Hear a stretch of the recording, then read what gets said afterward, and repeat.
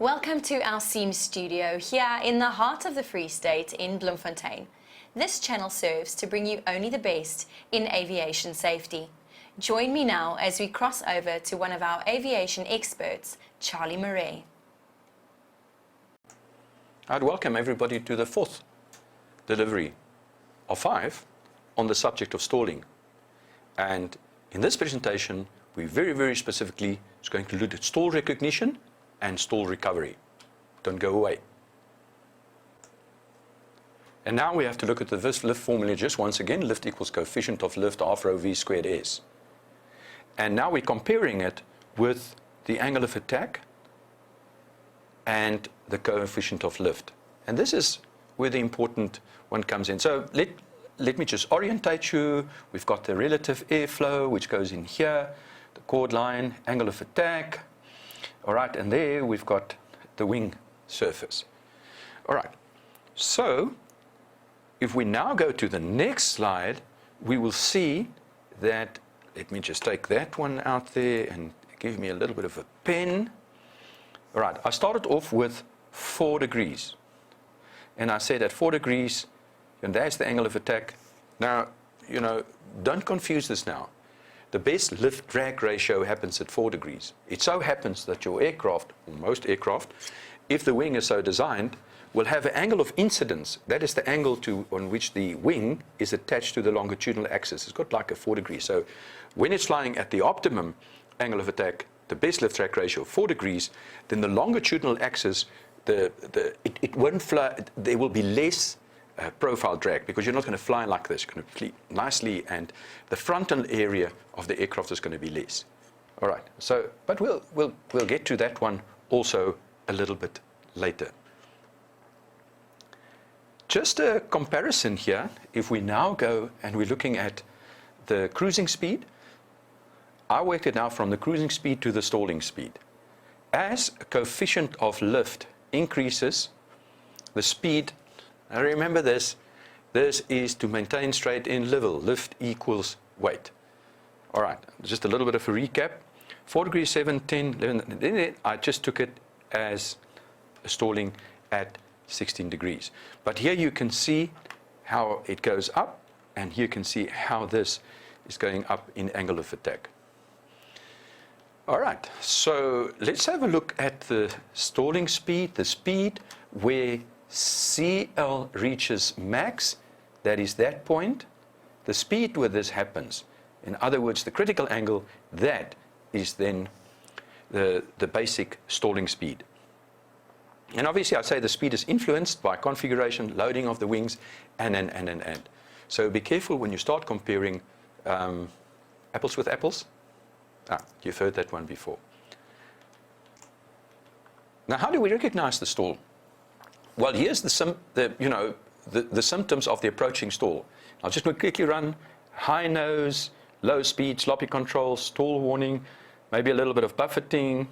Then there could be a pitching down movement or shaking or a judder and a possible wing drop.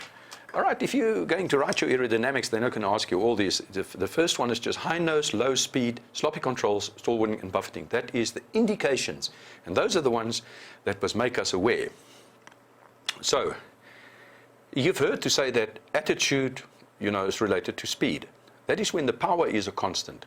If the power is a constant and you start lifting the nose, you're going to increase the climbing angle and eventually the angle of attack, and the speed is going to come down. All right?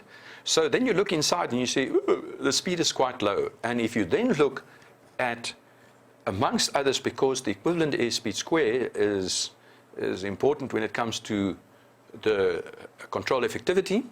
In this case, you will find a little bit of sloppish. It's like she's not responding as easy. When you distract a difficult one in the beginning, but you'll see you'll need big corrections if she wants to deviate. Stall warning, only if it's fitted. All right, buffeting. All right, so normally with your high wing, there is a downdraft or there's a downflow, induced flow behind the wing, and that comes here and that will shake the tail a little bit. Some aircraft you just don't feel it. All right, So, but at the stall, there's normally a little bit of a nose pitch down. But let's just get this thing right. If you've been pulling back on the stick, bang, bang, bang, bang, low speed, high nose, low speed, sloppy controls, beep, the hooter, and if it's fitted, if it's not fitted, then there's going to be nothing. And then the next moment, there's going to be maybe a buffet, and the next moment, the aircraft will judder a little bit, the nose will drop slightly. If you retain the back pressure, the aircraft will do like a porpoise. That is if it's not going to flick out to a side. But this is what it can do. You know, and some of the aircraft, when we keep it in the store like that, like in the Seminole, 1,800 feet per minute rate of descent. Interesting stuff. All right, so be careful of that. You need height. You need to understand what you're busy doing. All right. Now, when will the stall occasions possibly occur? Well, there they are. Slow speed, high nose. Those are the two main ones, and you really got to pay attention to those. Over-rotating during takeoff. That is where, remember, the aircraft is trimmed for the landing. If you open up full power, you're going to have a lot of forward pressure to be able to stop it from over-rotating. You have got to pay attention. Where do you look? Outside. And you peep inside. Look at my eyes. I'm flying outside and I peep inside. I don't do this with my head. I'm flying outside, I see the attitude, I change the attitude, I look at the speed. I see the speed is a little bit low. I look outside, I change the attitude, I reduce it slightly. There it's right, and then I peep inside. So you look outside and you peep inside. Inside, if it takes all your attention, you're going to be in trouble. And many people have been in trouble. High nose during ballooning or hold off during pre-landing, we hear this so many times. So, you know, here you go, you balloon, and what do you do? All right, full power. Do you have to change the attitude? You've got to level the ship. You've got to unload. Yeah, but the ground is, yeah, you don't have to fly into the ground. If you can just level the ship with full power, she will slowly accelerate. And when it happens, don't go and pick up all the flaps. Fall out of the sky there. Let your instructor talk to you about that one. All right, and maybe, you know, there's a bad landing. So this is the kind of thing. We go and we sit in this attitude. And now if we do that, there's not enough time to round out and do this again. So how do you recover? And you will, I mean, we've said many times, if you've got a problem, go around. But what does it mean to go around? It means to take full power, make sure that she does not over-rotate, make sure that you can control the pitch, retrim the aircraft, and let it accelerate. For every 5 knots, 1 flap up. This is now what it's important, okay? So we're taking off, we've got full flaps, accelerated 5 knots, 1 set. 5 knots, 1 set, 5 knots, 1 set. Finally, the flaps up. All right. So this nose wheel landing, you can't imagine how many accidents now, when a person sits on final approach and they fly into the ground like that, the only reason that they're flying into the ground, well, there's 2 basic reasons, but the first one is they're not looking at the ground. How can you negotiate the ground if you're looking inside? From the moment you've rounded out and you've closed your throttle tone, yank it close, slowly, and as you close it, you catch it because she wants to go and settle in and say, and you hold her slightly back, and there she settles in. In other words, not on the nose wheel. Nose wheel landing's bad. It's normally when you're too fast and too high. Go around. Can do it again.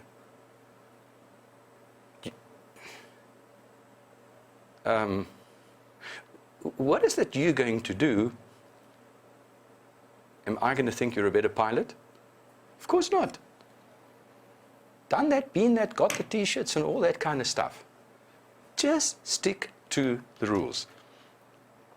So during a photo shoot, tight low speed turns, and that's why many of the insurance companies don't want you to do photo shoots. During a fly past, high G maneuvers, I've talked about that on the visits, and tight turns to impress spectators. All right, why do you want to impress the spectators? because you're super cool. Let me tell you one thing, there's nothing you can do to impress me. I'll go different. There's nothing I can do to impress you.